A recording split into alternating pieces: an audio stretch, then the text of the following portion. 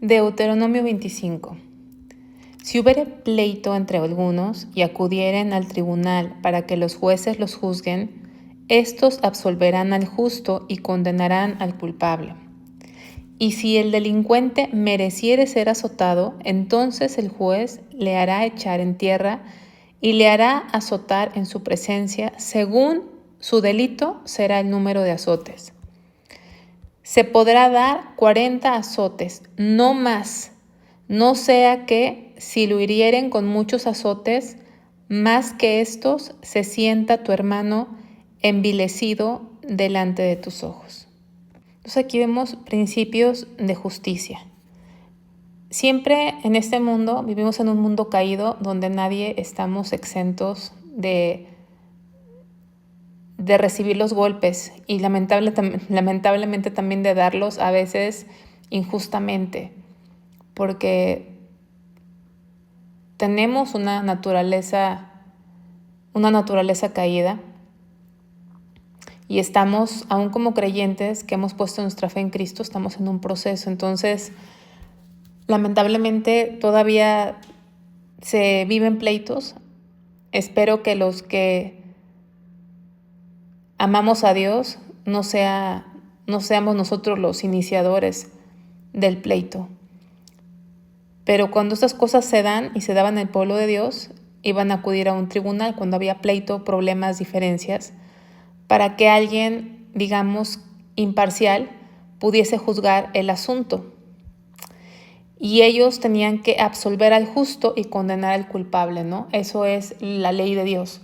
La ley de Dios absuelve al inocente y condena al culpable. Lamentablemente, en el mundo en el que vivimos bajo gobiernos corruptos, porque el corazón del hombre es corrupto y mientras gobierne el hombre, los gobiernos van a ser corruptos. Entonces, ¿qué vemos? Que generalmente muchas veces se juzga hay gente inocente en la cárcel y hay culpables fuera de la cárcel.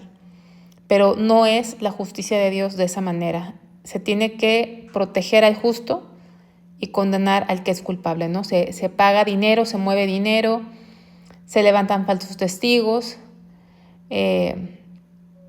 influencias y termina a veces culpándose al inocente. Y eso no es agradable a Dios, no es de acuerdo al carácter de Dios. Digamos que si la culpa o el delito fuese grave hasta cierto punto, que el delincuente mereciere ser azotado, entonces se azotaría a esa persona, dice, se le hará azotar en su presencia, según su delito será el número de azotes. Entonces estamos viendo que el castigo tenía que ser proporcional, no desproporcionado, sino proporcional, de tal manera que el castigo no tendría que ser mayor que el crimen.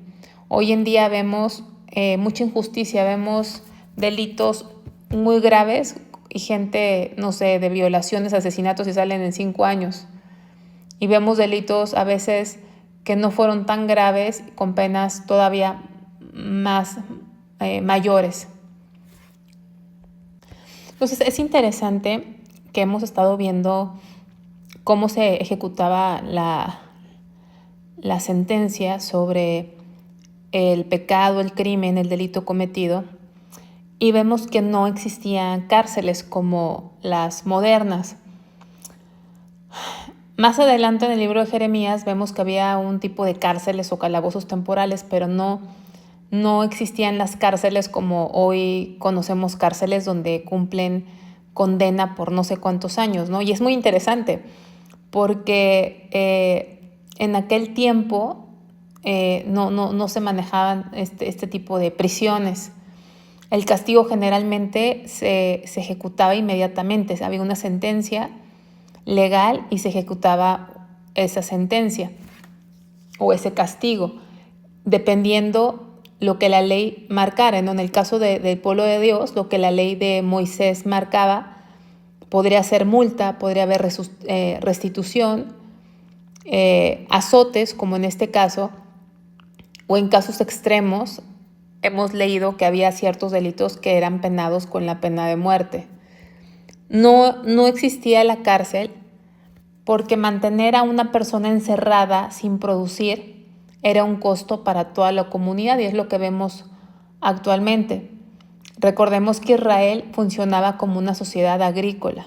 Cada persona tenía que trabajar su propia tierra, tenían que cuidar sus animales para sostener a su familia. Entonces, si encerraban a un hombre, a un padre de familia, ¿qué pasaba? Su familia iba a quedar desprotegida y realmente eso iba a afectar a todo el pueblo. Entonces, la intención era disciplinar y corregir públicamente para que los demás también temieran. La intención no era arruinarle la vida al culpable, eso es muy importante, no era destruir su vida, dejarlo encerrado sin producir, arruinar su vida, su familia, afectar a todo el pueblo. No, era enseñarle disciplina, ¿no? Por eso, dependiendo el delito, había diferentes castigos que lo hemos estado viendo, repito, desde restitución, multa, azotes, ¿sí? Vemos que había una ley que ojo por ojo o fractura por fractura, pero no necesariamente era que si alguien golpeaba a otro y le fracturaba el brazo, los jueces también iban y le fracturaban el brazo, no necesariamente, sino que si no podía trabajar esa persona por la fractura en el brazo, en la pierna, el que le fracturó, pues tenía que cubrir los gastos médicos, tenía que cubrirle el salario de los días que no pudo trabajar y muy probablemente darle una compensación por todos los daños y perjuicios, que ese tipo de ley está en la palabra de Dios y lo determinaban los jueces haciendo uso de la jurisprudencia, que ayer veíamos que jurisprudencia es las guías que Dios dio, se estudiaban para aplicarlas a casos que no venían exactamente específicamente, ¿no? Se aplica a casos similares. Y así se ejecutaba la ley.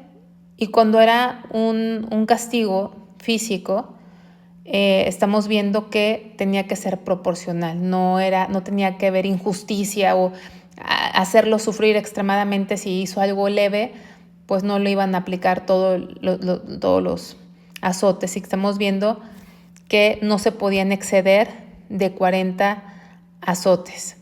¿Por qué?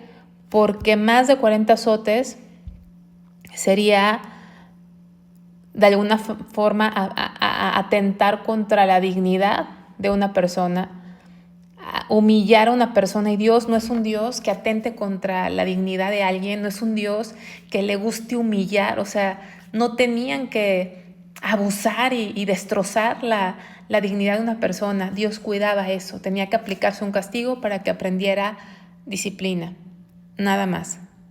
Y esto nos recuerda, esos 40 azotes nos recuerda 2 Corintios 11:24,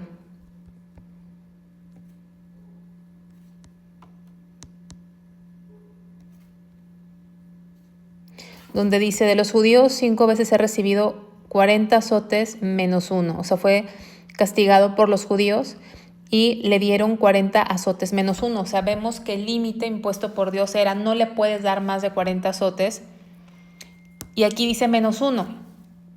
Y esto fue porque los judíos aplicaban esta ley hasta 39 azotes. O sea, no llegaban a 40. Lo hacían porque había como que el temor de excederse, de no contar bien. Si había un problema de que no contaron bien y se excedían, no querían excederse. Entonces se daban 39 azotes. Vamos a regresar ahí a Deuteronomio 25.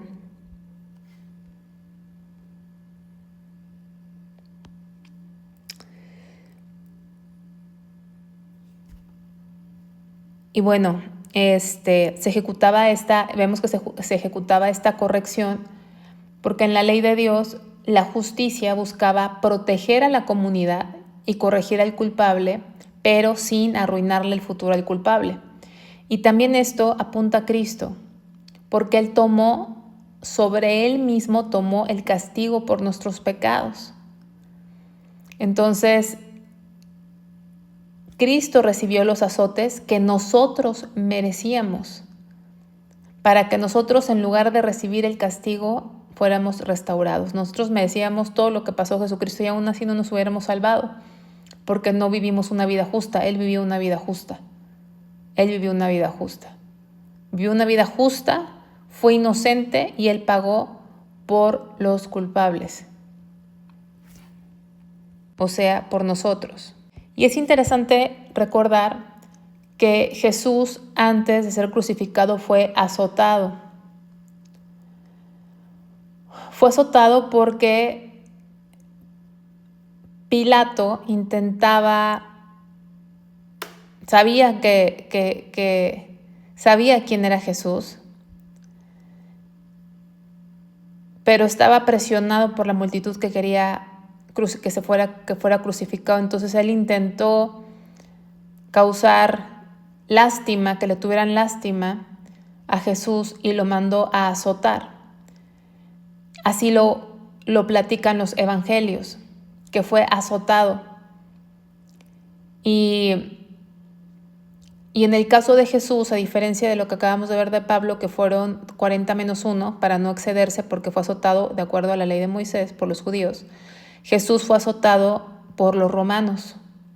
Y en la ley romana, fíjense qué diferencia, en la ley romana no había límite de azote. No había límite de azote. Muchos creen que la jurisprudencia, las leyes que hoy rigen nuestras democracias en Occidente, tienen su fundamento en el derecho romano. No, realmente las leyes más equitativas, más justas, no tienen su fundamento en el derecho romano como se cree o se dice, sino tienen su fundamento en la ley que Dios le dio a Moisés, porque es un Dios justo. Y este es un excelente ejemplo, porque Dios en su justicia no humillaba o no permitía que se excedieran a agredir la dignidad de un ser humano golpeándolo más de 40 veces, en comparación con la ley romana, que no había límite en el número de azotes, de tal manera que en la palabra de Dios no hay ningún versículo que nos diga cuántos azotes recibió nuestro Señor Jesucristo. No da un número exacto de los azotes. No sabemos cuántos dio, pero sabemos que fue brutal esos azotes, porque aparte esos azotes se hacían con un látigo que usaban los romanos, que se llamaba flagellum o flagrum, que tenía varias correas de cuero, y estas tenían en las puntas, tenían unas bolas de plomo, ¿sí? De metal, de hueso. Y esas puntas, ¿sí? esas puntas que tenían las bolas, esas puntas que tenían, desgarraba no nada más la piel, sino desgarraba los músculos, desgarraba las partes que están debajo de la piel. O sea, fue brutal lo que sufrió nuestro Señor Jesucristo. Los romanos, repito, no tenían límite de azotes, dependía del soldado. Entonces, todo lo que sufrió nuestro Señor Jesucristo por nosotros. Y vemos la diferencia de las leyes. La diferencia de la ley de un Dios justo con la diferencia del hombre. Por eso alguna vez el rey David dijo: prefiero caer en manos de Dios que en mano de hombres, de mis enemigos. Porque los humanos somos crueles, somos injustos. Y Dios es un Dios justo.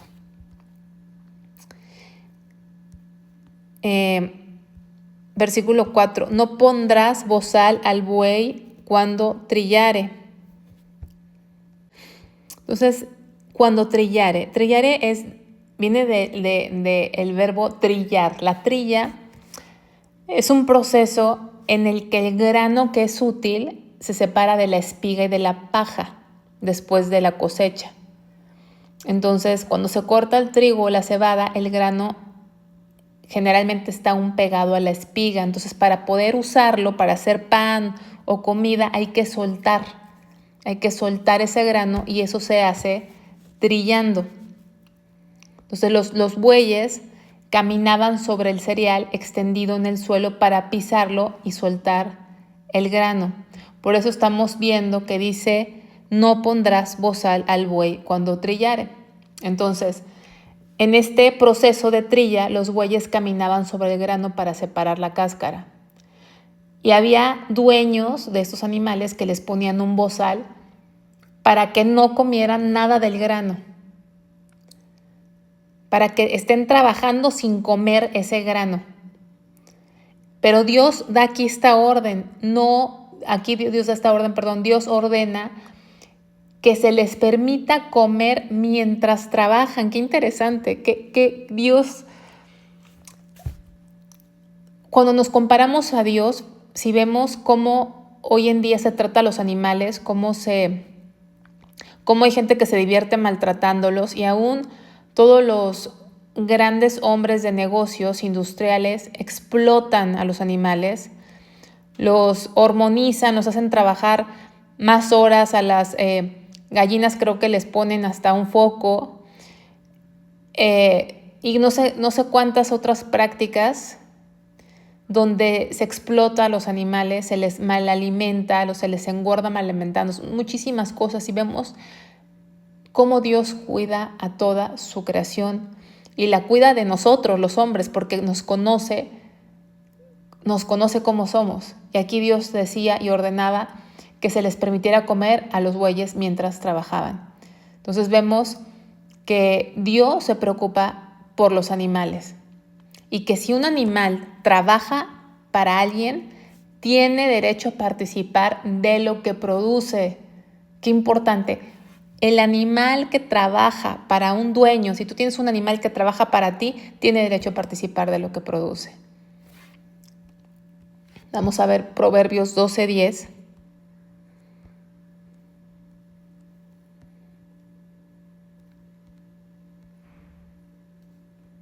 El justo cuida de la vida de su bestia, mas el corazón de los impíos es cruel. Ahí nos estamos viendo en el espejo. ¿Cómo estamos? ¿Somos como los impíos o somos justos? Porque el justo cuida la vida de su animal. Hay gente que a lo mejor no tiene bestias de campo, tiene perritos, gatos y no los cuidan. No los cuidan, no los sacan a caminar, no los sacan, necesitan hacer ejercicio los animales, necesitan ciertos espacios, necesitan que se les bañe, necesitan que se les alimente bien, se necesita llevar a sus vacunas, se necesita pasar tiempo con ellos, y mucha gente no lo hace. No, tiene animalitos por tener y no los cuida. Y eso no es agradable a Dios, no es agradable a Dios.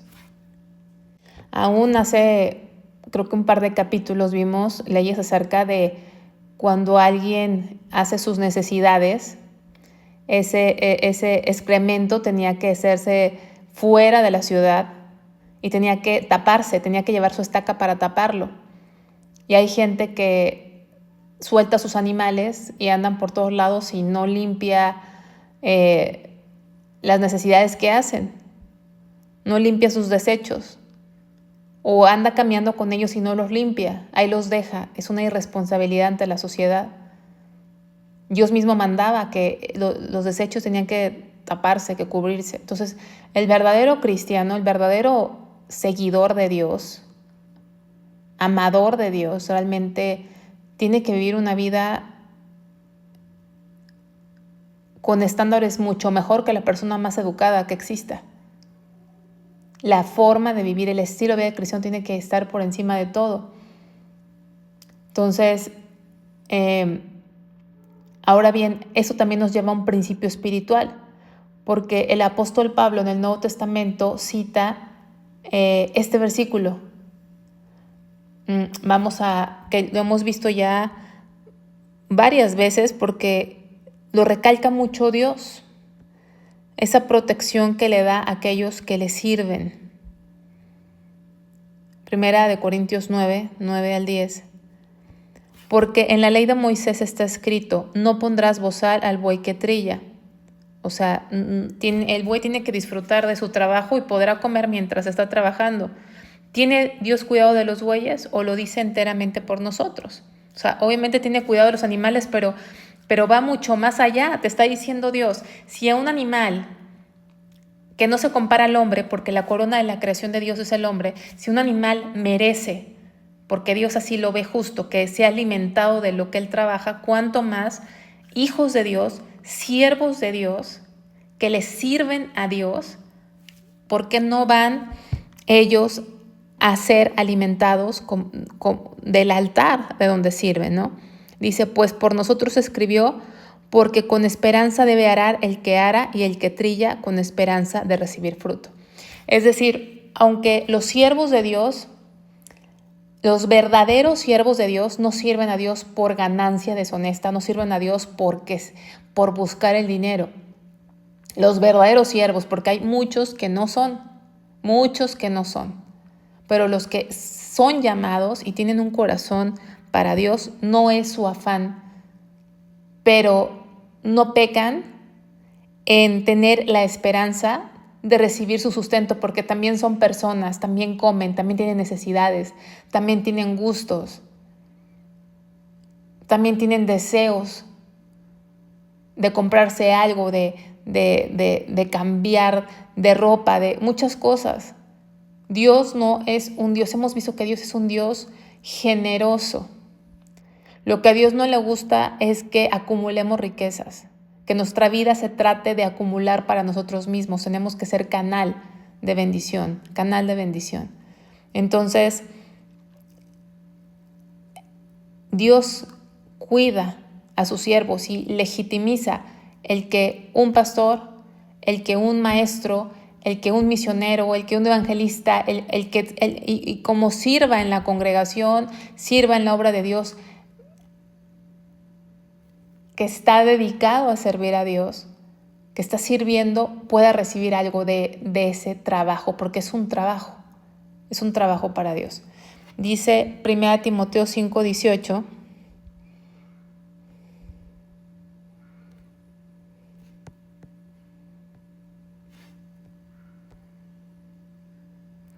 pues la escritura dice, no pondrás bozal al buey que trilla, y digno es el obrero de su salario. Entonces vemos que el apóstol Pablo cita este versículo 2 veces, ¿no? Digno es el obrero de su salario. Aún muchas veces queremos solicitar un trabajo, una cotización, y luego vamos con a lo mejor un hermano cristiano y no le queremos pagar lo justo. Vamos con un hermano para poderle dar menos.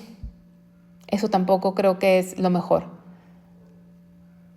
El obrero es digno de su salario. Tenemos que vivir, que quitar de nuestra vida principios de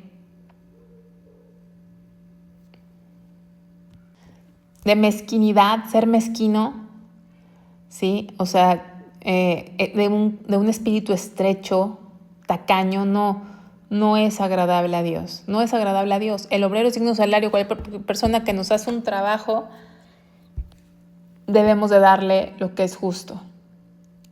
Y si es un hijo de Dios, yo creo que hasta más arriba del mercado, si es que podemos.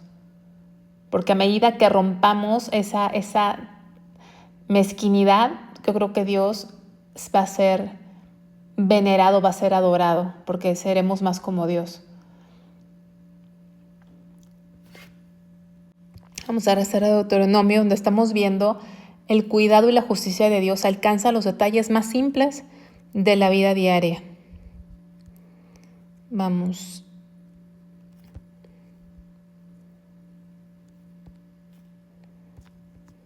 Son muchas leyes. Espero tener buen ritmo para ser lo más dinámico. Vamos. Ahí estoy en Timoteo. Quiero ir a Deuteronomio.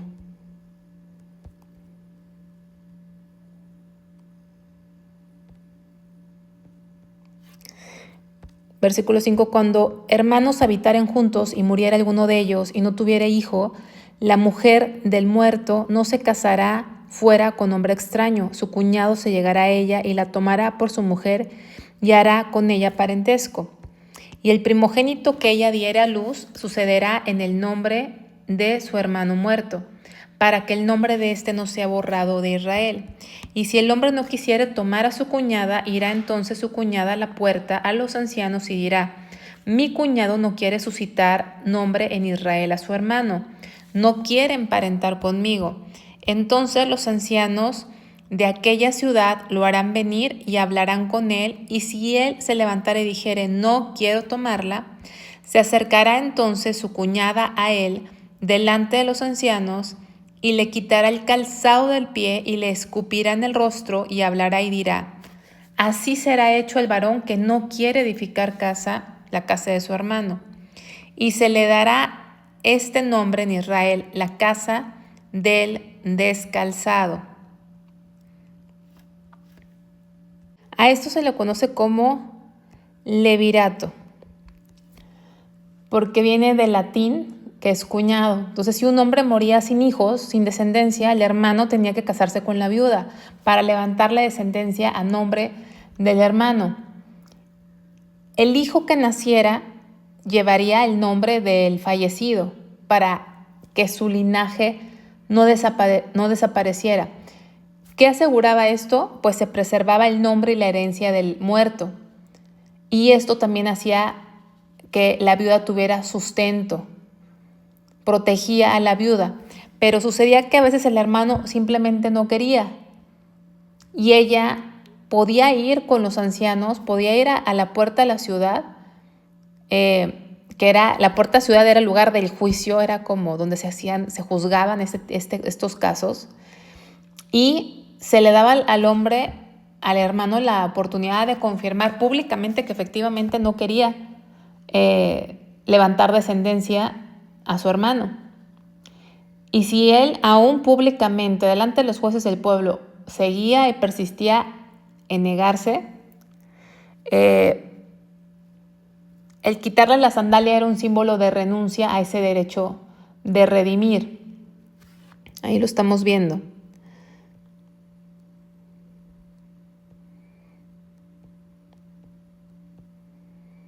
Dice: y le quitará el calzado del pie y le escupirá en el rostro. Y escupirle el rostro era un gesto de vergüenza pública. Por eso ella decía: así será hecho el hombre que no quiere edificar casa de su hermano.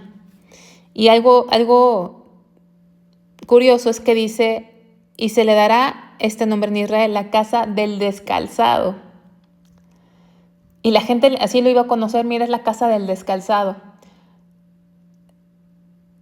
¿Qué significaba? Pues un hombre que no quiso levantar descendencia a su hermano. Entonces la gente pasaba y decían: mira, la casa del descalzado.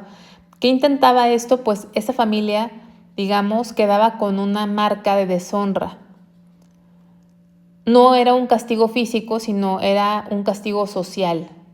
Era como una vergüenza social porque se negó con su deber de misericordia. O sea, fue ajeno a su hermano porque no levantó el nombre de su hermano, desprotegió a su viuda, etc. Eso traía deshonra social, era mal visto. ¿Por qué? Porque fue egoísta. ¿Y qué estamos viendo? Pues que Dios protege a los vulnerables, la viuda no quedaba abandonada. Entonces, en este caso, esta viuda quedaba libre para casarse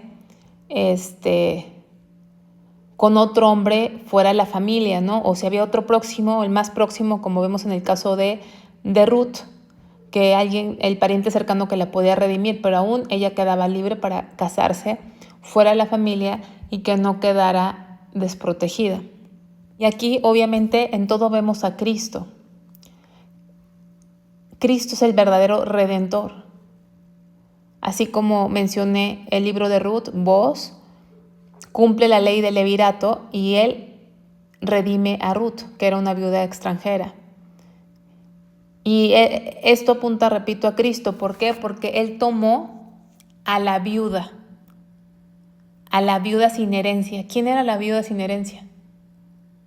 Pues todos los que ahora somos la iglesia de Cristo, la novia de Cristo. No, éramos la viuda sin herencia. No teníamos redentor, no teníamos herencia, no teníamos protección. Todo lo contrario, éramos enemigos de Dios. Entonces Él nos tomó y nos dio nombre. vida eterna y nos dio herencia. Entonces Él es Cristo, Él es el Redentor. No como este ejemplo de este hombre que no quiso, no le importó, no hizo misericordia. No, Cristo, sin tener obligación, Él hizo misericordia. Él nos desposó, nos dio nombre, herencia, vida eterna.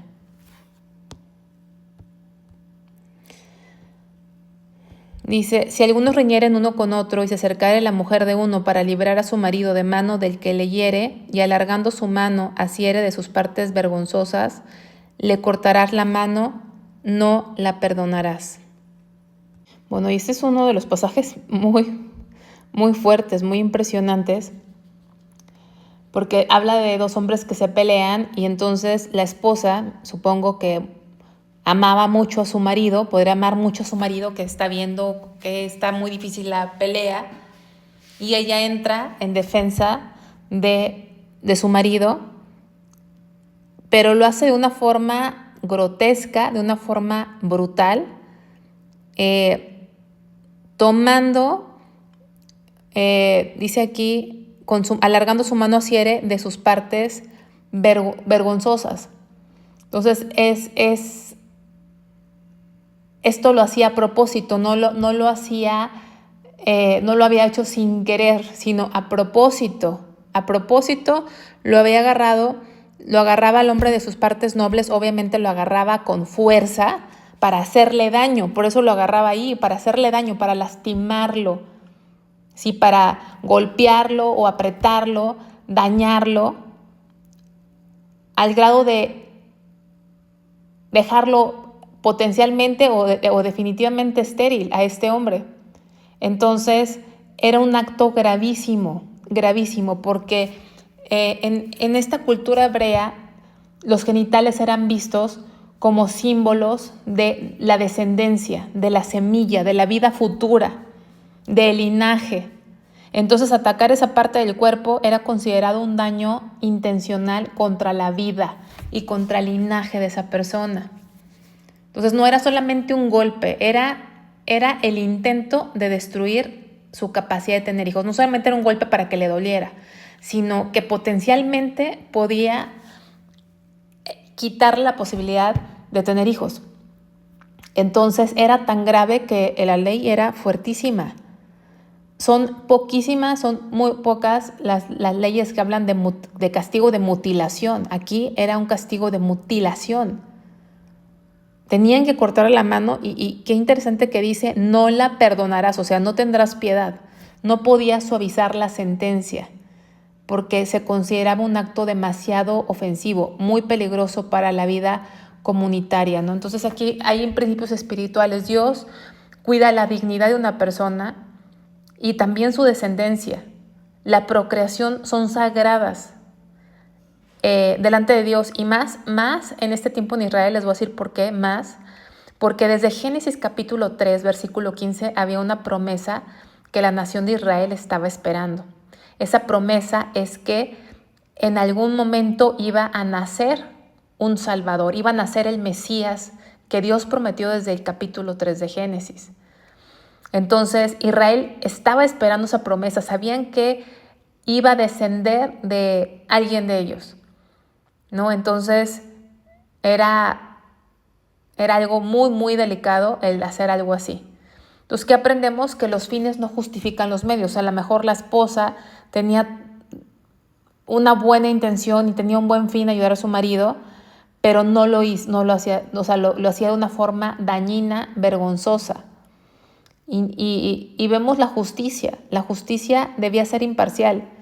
Ni siquiera el amor de esposa, o sea, decir, no, pues hay que justificarla porque vio que estaban dándole duro al esposo, lo iban a matar y pues imagínate cómo se sintió. No, eso no justificaba. Su amor de esposa no justificaba un acto de violencia tan vergonzoso que atentara contra la vida futura de otra persona, ¿no?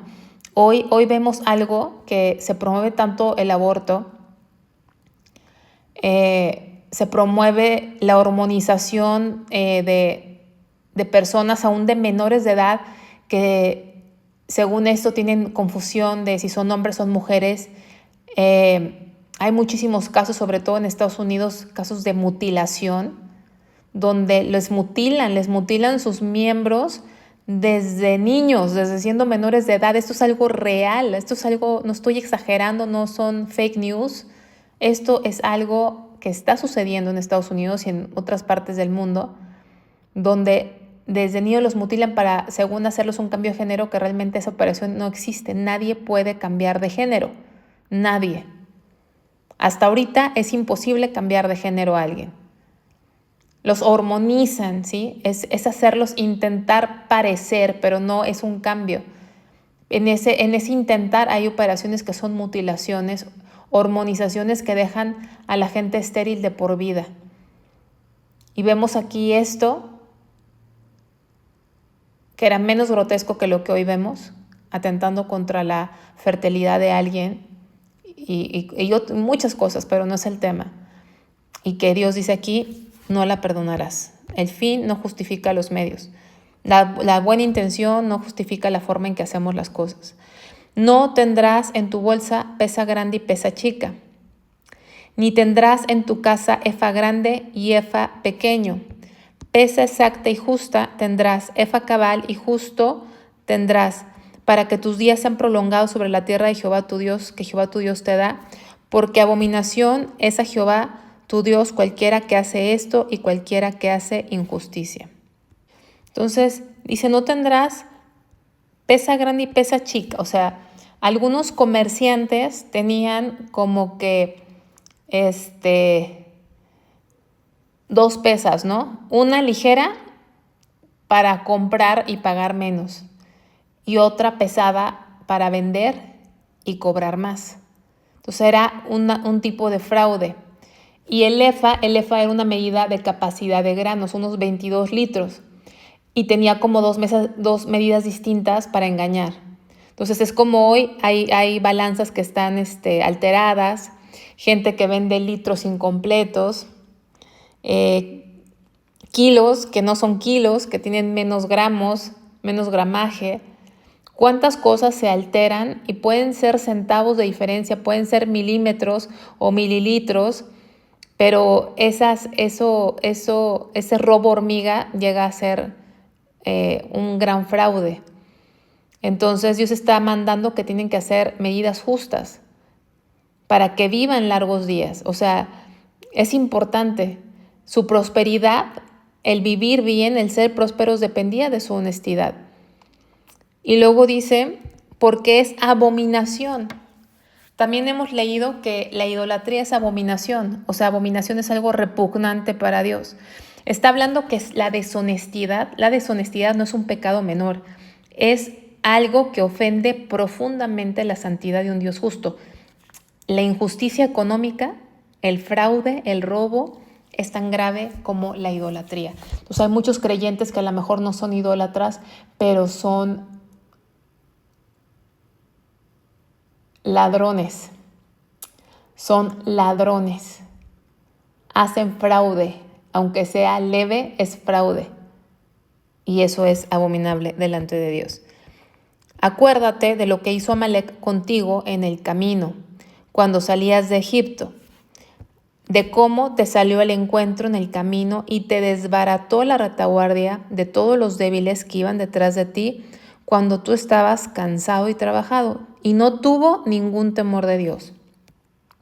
Por tanto, cuando Jehová tu Dios te dé descanso de todos tus enemigos alrededor, en la tierra que Jehová tu Dios te da por heredad para que la poseas, borrarás la memoria de Amalek de debajo del cielo. Y le dice, no lo olvides. Bueno, esto obviamente, esta es la segunda generación en el desierto, la que le está repitiendo Moisés la ley antes de su entrada a conquistar la tierra prometida, y le recuerda este suceso que enfrentaron cuando salieron de Egipto. Amalek es un tipo de la carne. ¿Qué es la carne? Es nuestro yo, es aquello que se resiste al gobierno de Dios. ¿Por qué es tipo de la carne? Porque dice en Éxodo que quiso ocupar el trono de Dios. Y la carne, o sea, nuestro yo siempre quiere ocupar el trono de Dios. O sea, ¿qué quiere decir? Que nosotros queremos mandar nuestra propia vida, queremos gobernar nuestra vida. Aunque le digamos a Dios que Él es nuestro rey, en realidad muchas veces es de dientes para afuera. Entonces Amalek es un tipo de la carne y tiene que ser destruido. La Biblia dice, haced morir lo terrenal en ti. No, nos habla de morir al yo, de estar juntamente crucificados con Cristo. Por eso dice, la vas a hacer, la borrarás. Borrarás la memoria de Amalek, no lo olvides. Es necesario que nuestro yo muera, que muramos a nuestros deseos carnales para que pueda vivir Cristo, ¿no? Amalek es ese símbolo de un enemigo espiritual que es nuestro yo, que quiere tomar el gobierno de Dios, porque vemos aquí que no teme a Dios, no tuvo ningún temor de Dios. Entonces, Dios aquí recuerda la injusticia contra los débiles, porque dice, desbarató la retaguardia de todos los débiles. Los débiles se refiere a los más vulnerables, o sea, Amalek atacó a mujeres, a los rezagados, a los que iban cansados, a los niños, y no tuvo temor de Dios. Y Dios no olvida, ¿no? No olvida este tipo de injusticias. Pero sobre todo saber que Cristo es el vencedor. Así como Israel debía borrar a Amalek, Cristo destruyó el pecado, destruyó a la muerte y destruyó a Satanás, que siempre ataca al más débil.